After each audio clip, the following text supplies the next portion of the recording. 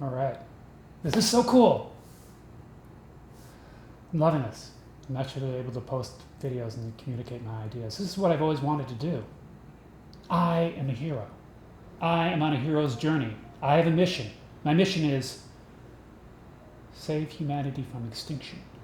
I have a plan. My plan is use nothing more serious than the simple communication of ideas. Ideas include optimism, correlates with happiness, good health, and prosperity. I extol the virtues of a belief in the value of the most optimistic myths. The most optimistic myths are totality exists. For that reason, we are part of the totality. The totality is an infinite, divine, eternal being. The infinite, divine, eternal being enjoys entertainment. For that reason, the infinite, divine, eternal being manifests as an infinite four.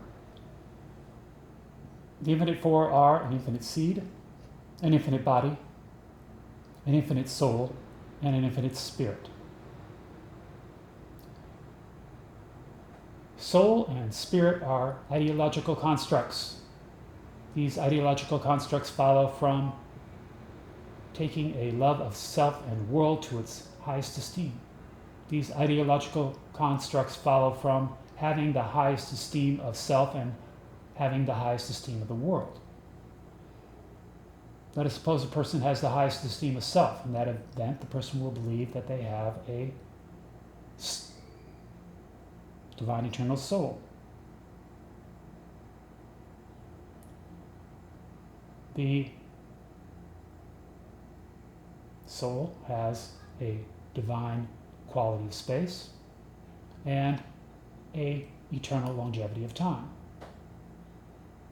Let us suppose a person believes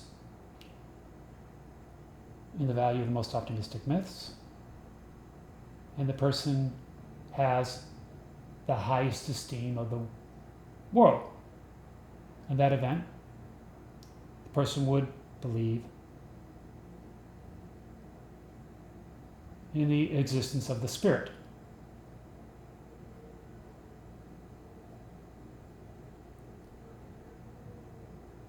Spirit is the divine eternal essence of the world.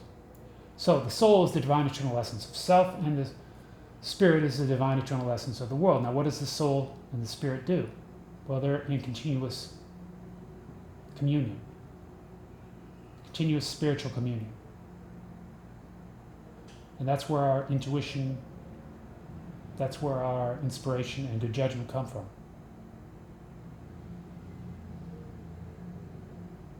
From this continuous spiritual communion. The soul is in temporal communion with the seed body. The seed body functions as a probability possibility cloud. It creates possibilities, and then the soul selects from those possibilities, and the selections manifest as our actions, as our thoughts and our feelings. Our free wills in our conscious minds. So those are some of the most optimistic myths. And it is my contention that a belief in the value of the most optimistic myths would enable us, we would be able to save ourselves from extinction, save humanity from extinction. And this is why I promote a belief in the value of the most optimistic myths. Because optimism correlates with happiness, good health, and prosperity. It's not because of some evidence that I have, acquired.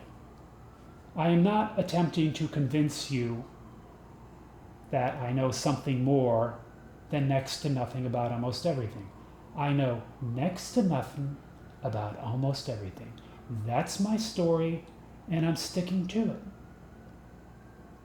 I will not allow myself to be made into some sort of an authority on anything else except for my model of the totality, my house of ideology, my reality. I am the high ideologue of my house of ideology. For that reason, I can change my reality to what I would like my reality to be.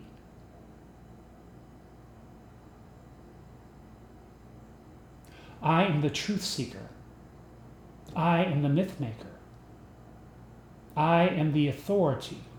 I decide how I make up my mind.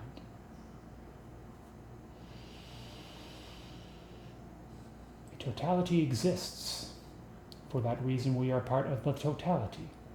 Ideas are thoughts, beliefs, and expectations about the totality.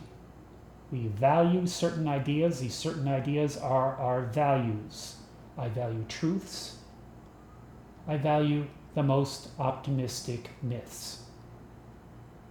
I am the architect. I use my values. I build within my mind. I build my model of the totality. My model of the totality is my reality. My reality is the way things appear to be. Reality is the way things appear to be. An ideology is a body of ideas. My model of the totality is my house of ideology. And I am the high ideologue of my house of ideology.